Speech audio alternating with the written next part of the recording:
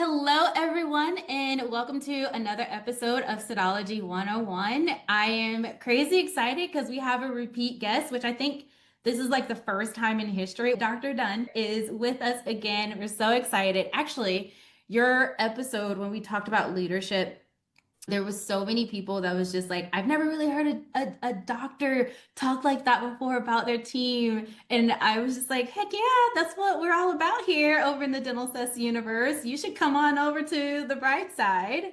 This is all mine. I feel special for being one of the first. That's pretty cool. I'm Yeah, not feeling first in congratulations. anything with the three new kids and the newborn baby. Glad to be on. Yeah, and I know we were talking about this before, in the pre-chat here, but already a daddy's girl. Yeah, man. There's just something different. I remember when people first asked me like, what's that experience like?" And at the beginning, I didn't have much to say, but then Yeah. now that she's been growing up more and more, I mean, it's just an adorable thing when you just see her in her own world, and then I will go by and her whole world brightens up. It's super Oh, special. I love that. So, Dr. Den, tell me this. What has been new in your world since the last time we recorded, outside of the sweet baby girl? Oh yeah, gosh, what's been new? I've been trying to track a lot of things, and it's simple things because whatever is tracked naturally improves. And I think one of the things that I probably disrespected or didn't put much value on was sleep. Not having a lot of sleep with the kids, it's one thing, but I think sometimes it's very challenging, at least for me, to consistently get 7 to 8 hours of sleep on a regular basis. Like it's really easy for my standards to be disrespected. So I've been measuring a lot of things, sleep and making smoothies, meditations. I've always been good at those things, but I'm trying to have a high level of consistent excellence. So that's Yeah. what I've been working on. I just came back from vacation, which is why some things look chaotic. I took a vacation for the first time since my honeymoon. I took a full week off and it was out of control. I didn't know what to do. As you talk about sleep, I got so annoyed that my family had this whole itinerary planned and I had to be up before 7. I'm the opposite. I like to stay up late and read, then sleep until 9. It's like, no, we're on vacation. And so it's funny because I also like to nap. I got to get these hours in somehow so I can stay up until midnight to read my book. I didn't realize until I was on vacation how important sleep is to me, too. I get grumpy when I don't get my full 8 hours. We do a lot of conferences and I travel a lot. And so I even found that I don't know if you didn't get a chance to go to Summit this past weekend, but when we worked the summit and we have to be up like at 5:30. So, Yeah. people want to go to dinner and all these things. And I'm just like, I gotta be in bed by 9 o'clock if I'm gonna be able to get up and be any decent human being. And tracking your sleep is one of those health things you don't realize affects your immune system, behavior, all of those things. I love that you're tracking that now. It's easy to dismiss. When I was younger, I didn't enjoy sleep. I didn't have a close connection to knowing how tired I was. I'd just be able to power through. I think what speaks to your standards of being like, hey, I don't feel good, therefore I should sleep more. Look at the LeBron Jameses of the world. They sleep 12 hours to recover, which is why they're successful. We almost create this idea in society of like, oh, I don't sleep, and that's cool. It Yeah. is the number one thing. I didn't realize that until my 30s. 21-year-old me was like, as long as I get 4 hours, I'm good. Right, right. So, pivoting into the practice on our last episode, which I mentioned that a lot of people loved when you talked about, your office culture and how you really pay attention to your team members. So, I want to give just a quick update. How has your practice culture evolved since our last chat, especially now that, you had to did you take time off for the new baby? Did anything change? Not too much change, but there was a lot of pleasant changes. So I took about a month and a half off. I've always had a goal in mind that if things are implemented or done without me having to say it, then that is almost like a win, or like a pump, a fist pump in the air kind of thing. Yeah. Because it kind of represents that we have a team culture. We have high level team members that own their own problems, and I don't create problems for them to solve. They see a puzzle They want to solve it and they just run towards it. So when I wasn't in the office, yeah, there was a lot of things implemented. Half the office got decorated. I'm like, whoa, what happened here? I know I approved buying stuff. I'm like, yeah, whatever. If it's under a certain amount, I decorate it. But Yeah.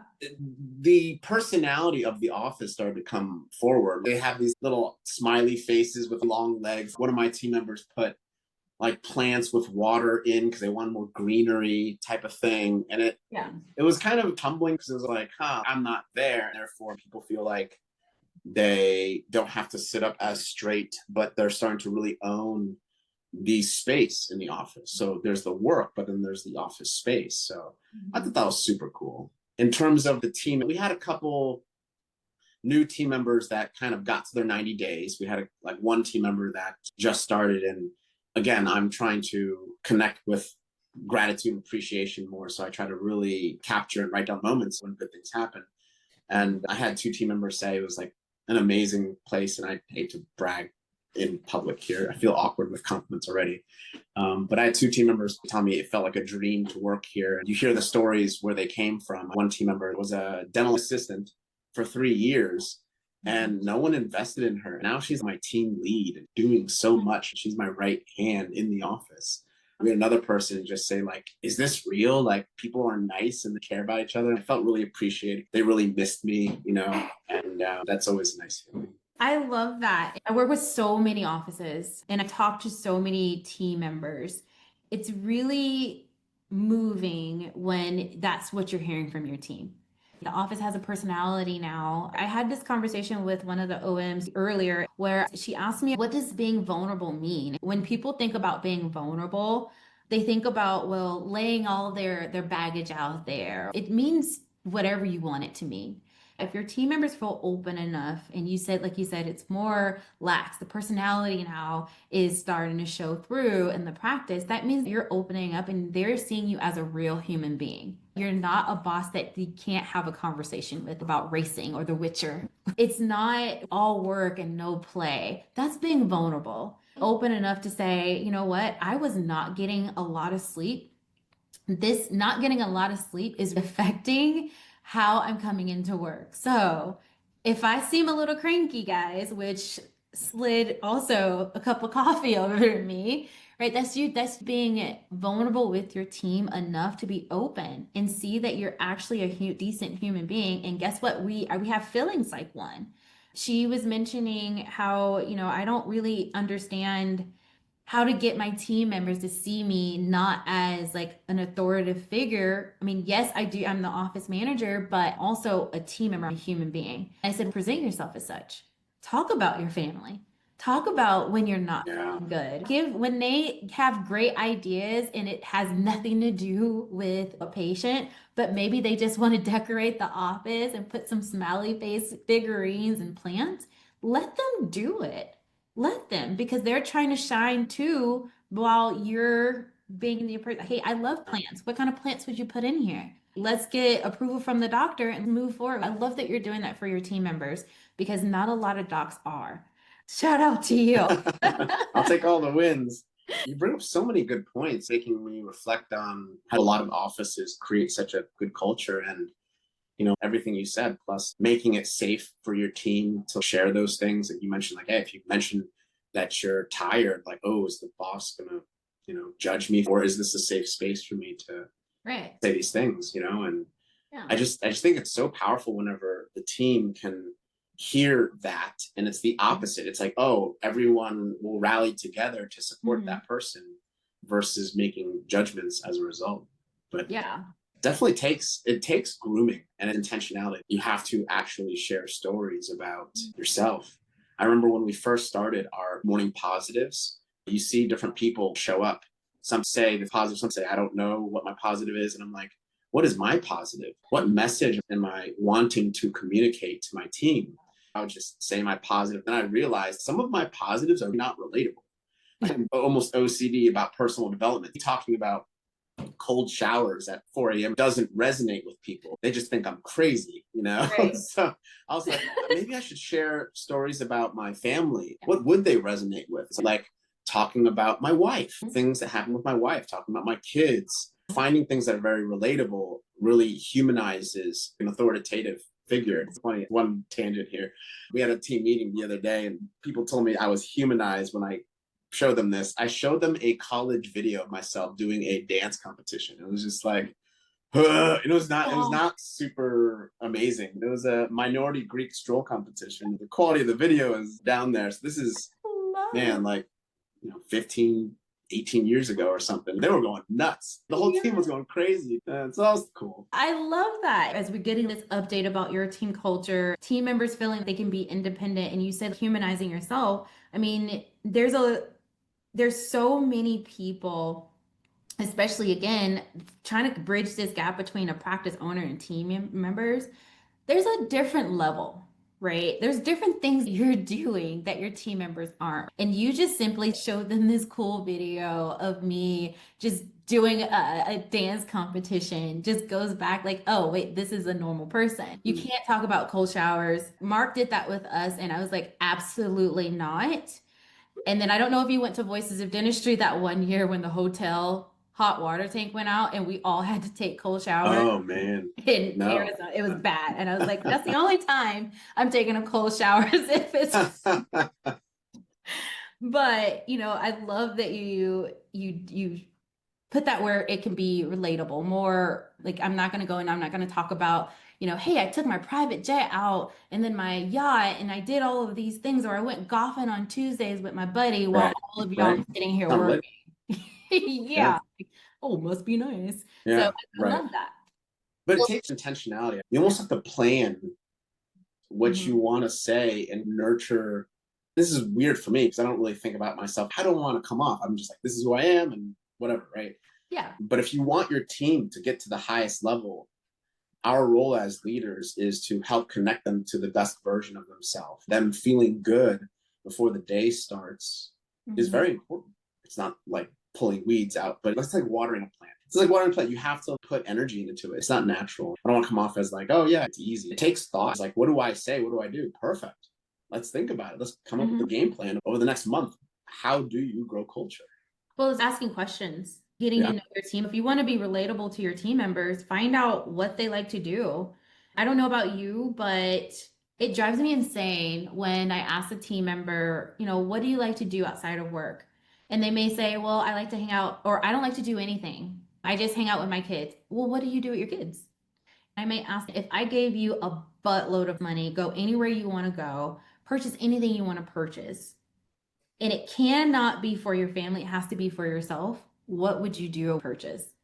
That helps pivot because we love our family. It's okay to be selfish because if you don't do one thing that help you reset, if you don't do one thing for yourself, you'll wake up 10, 15 years later, like, what am I doing? What am I working toward? You may feel this weight. You have to take that independent self-reflection time and do what it could be you sitting in a dark closet. I don't care what it is, but whatever it is that gives you joy. I always like to ask that question so I can try to get to know my team members. Sometimes we got to take those team meetings. It does not have to always be about training. It could be about just getting to know each other, fellowship with each other. How is the cold showers and getting 8 hours of sleep going? Ask your team members something positive that happened, or maybe it's not positive. Do you give your team members the opportunity to say, hey, how are you feeling today? If you don't have something positive, then what's one thing standing your way from having a good day? I have a different approach. I see where you're going with it, and that makes sense.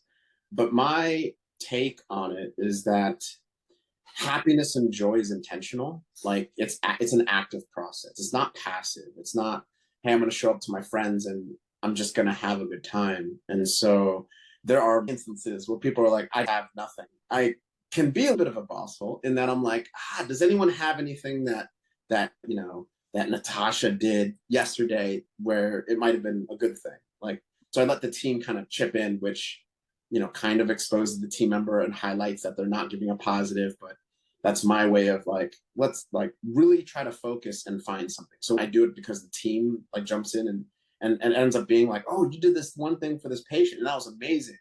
She feels seen in front of everyone and she feels appreciated coming from other team members. And that appreciation is its own culture that's being built. The second thing philosophically is that Because happiness and joy are an active process, you have to practice going there. I want my standard in the office to be one in which everyone can find good things in their life if they think about it. I think the quote from Alistair, and I love that man, that he would say to me is, Peter, $5 and $10 bills are passing you every single day, and all you have to do is reach out and pick it up. It's literally just us reflecting, thinking about the good things, and they are there. You just have to stop. It's an exercise, like the morning huddles for them to find joy and happiness. If my team can't find joy and happiness, there's nothing you can do. It's going to be a hard journey for all of us, Yeah, absolutely. Gotta grow the muscle. Let's pivot into dentistry and wellness. Your wife practiced functional medicine. Can you tell us more about that? I am a health coach in her functional medicine practice. I help her connect patients to optimizing their health through habits, energy, and diet. Ever since I've had my kids, I've thought about mortality and how little time we have and how we want to optimize for life. Energy is something I've really paid attention to. There's different types of energy. For example, there's your physical energy, there's your emotional energy, and even that can be spliced into joy and happiness and spectrums related to serotonin and dopamine. Mm-hmm. And so I can go super deep into it, but basically there's a lot of things that we can do to extend our life in an easy and healthy way. One of the benefits of fasting is apoptosis, and that apoptosis is defined by cellular death. So basically, whenever you don't eat for a long time, weakened and damaged cells get destroyed. The parts of those cells get to be reused by other cells. For example, if you have like 20 cars, one car has to go into the dumpster, but you can take the tires off that car, and like those tires are new, you can give it to another car. The windshield off of that car, give it to another car. You chop up all your bad cells and make your cells stronger if you fast. Super fan of fasting. We've been adding that into our conversations with patients. In the office, discussing this with patients, which I find that this is brilliant because I feel as if it ties it back into overall health for our dental patients. And so it's that common thing where civilians is what I like to call them, non-dental people, civilians, when talking about dentistry, and you get that common thing of, well, it's not priority to them, or patients don't schedule because they can't afford it. But when you loop this back into your overall health, and it's not just about getting that crown done or just getting that implant, this is how this can affect you physically. And looping all of this back into dentistry, can you give us an example of, as you're having these discussions with your patients, how do you loop everything back into not oral health, but overall health? So I guess in my mind, there's the realistic and then there's the ideal. There's days where you're busy and days where you have more time. If you're busy, it's hard to have the full conversation in order to really connect a person to what they truly want. The ideal approach would be asking patients their goals and connecting them back to what they said. If a person comes in, and sometimes you have to make some assumptions in a way that, sometimes a very, a well-dressed female that has her nails done, hair done, makeup like on point, they're aesthetically conscious, right? So I might bring in, so I imagine you're this type of person. Is that true? So anchoring their identity is one core concept, is like, I personally don't smoke. The reason why I don't smoke is because I'm not a smoker. That is my identity. So I don't have to like fight smoking, right?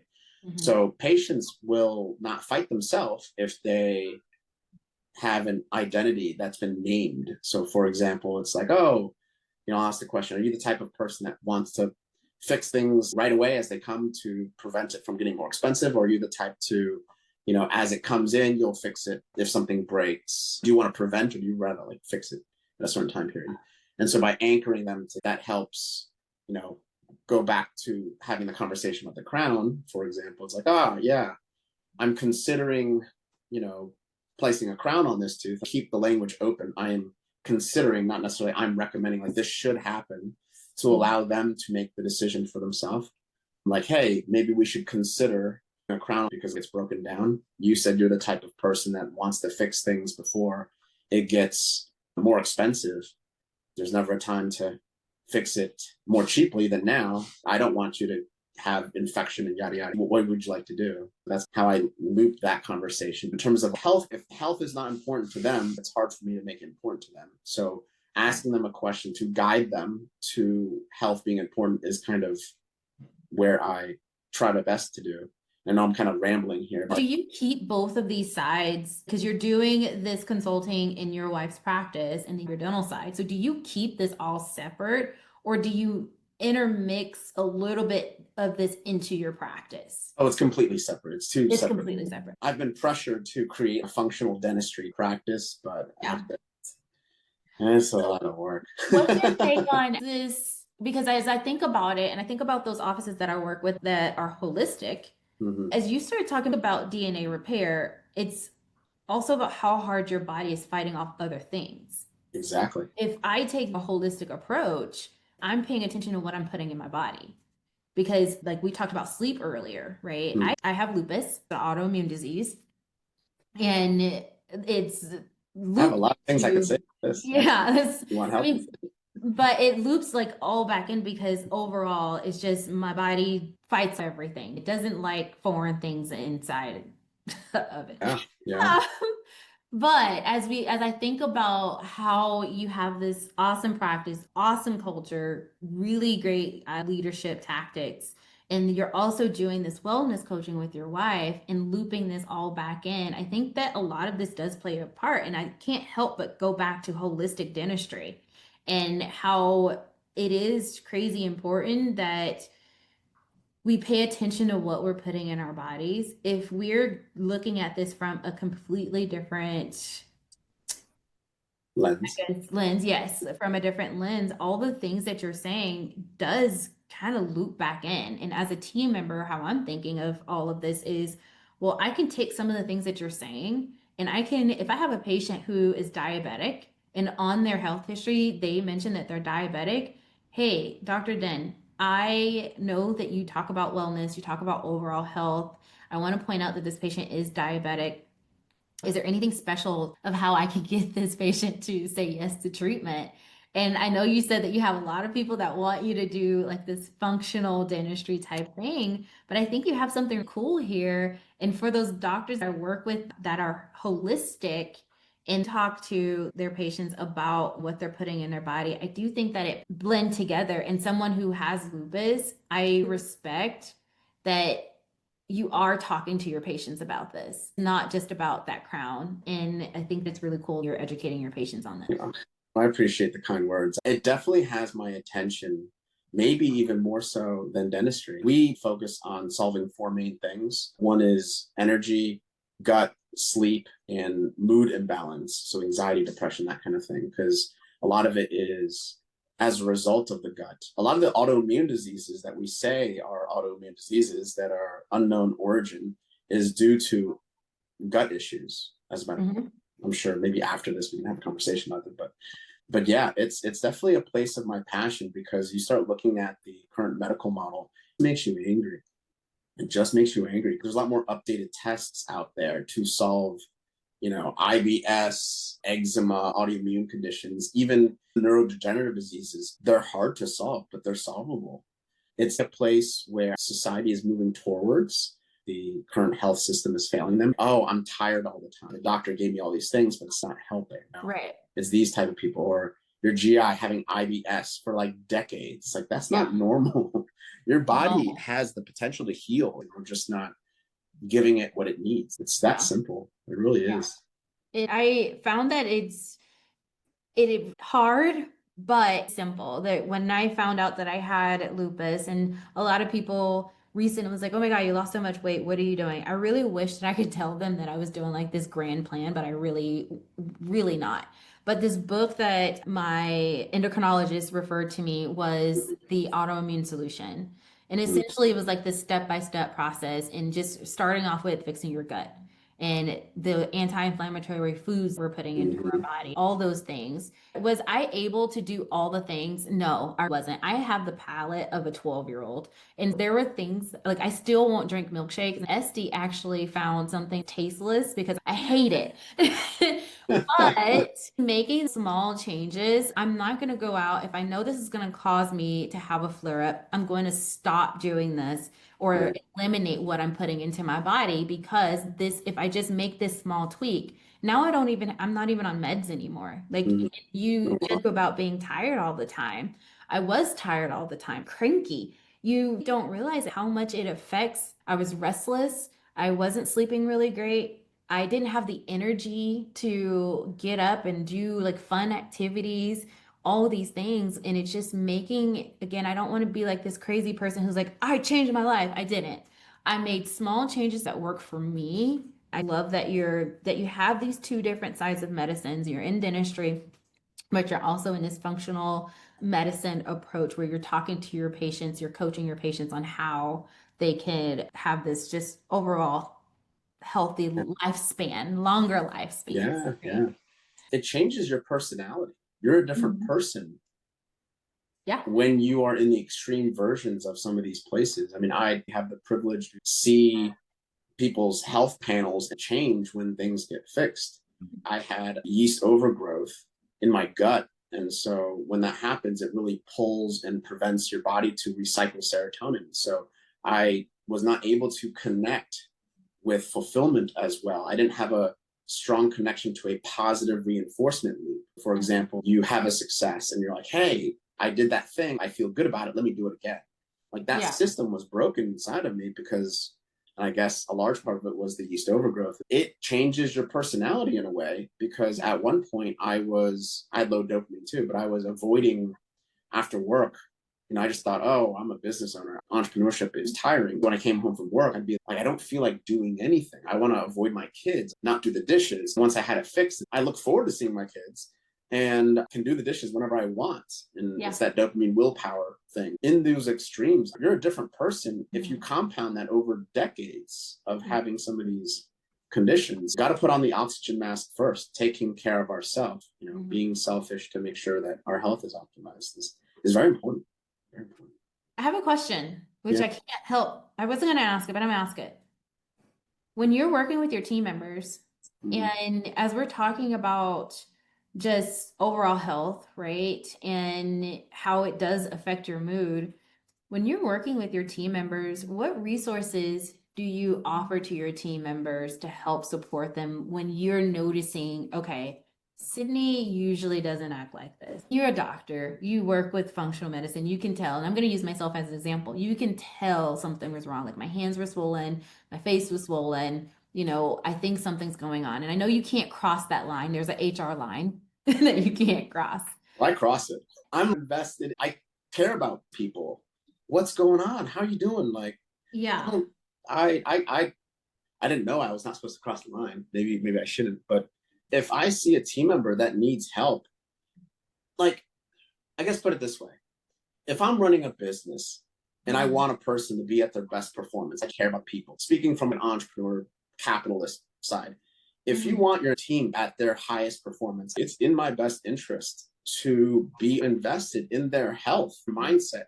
What are they consuming? I'm not trying to control it all, Right. but if I notice something, I might, craft a story saying how I discovered this thing and how it really gave me a lot of energy and then, hope that maybe it sticks. And then Yeah. maybe ask them about it. Like that is part of my mindset because if they're at their 100%, they're going to feel good, they're going to enjoy coming to work. Just everything is better.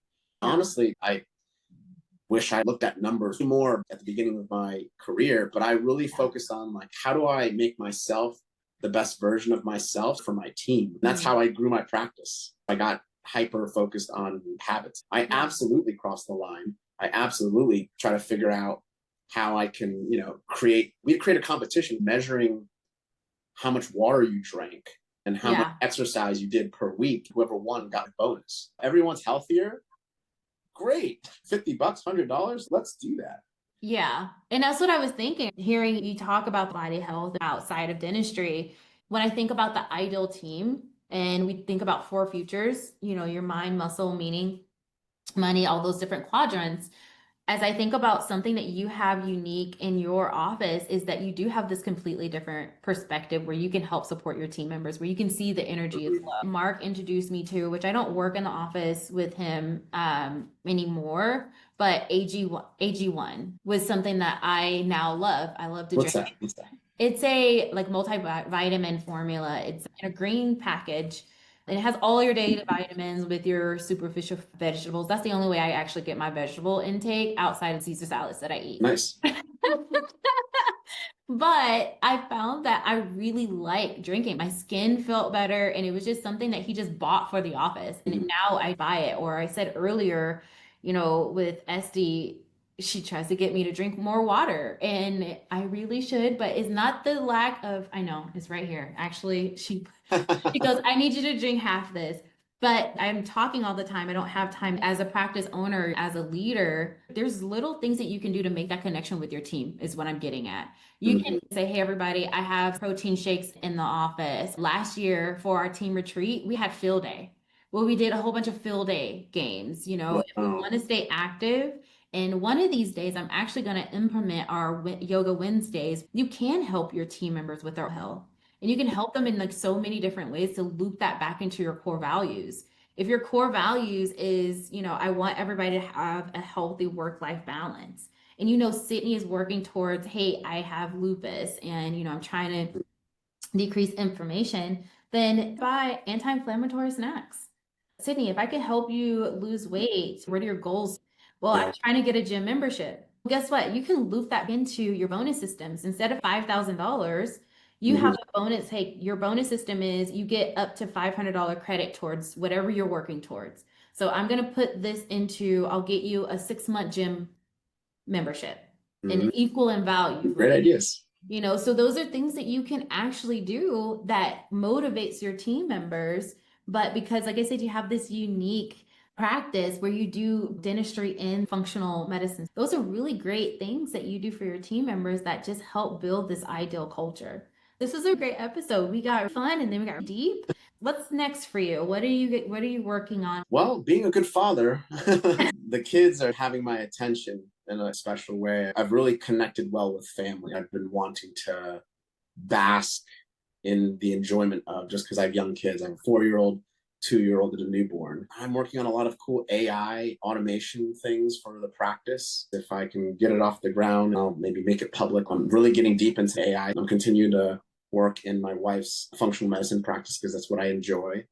I'm continuing to doing the coaching practice as well, where I coach entrepreneurs and dentists to help create balance and optimize performance. I'm considering going into a different realm, like digital esports. A lot of geeky gamer esports types aren't into things we're discussing. So I wonder, would that be my ideal client? It's not part of my professional skill set, but when I was younger, I played a lot of games. It might be cool to see a different world, especially since esports is growing quickly. Just doing those main things and trying my best to enjoy it as much as I can. So That's pretty cool. I would love to hear more about the AI. I mean, that's obviously everywhere in dentistry.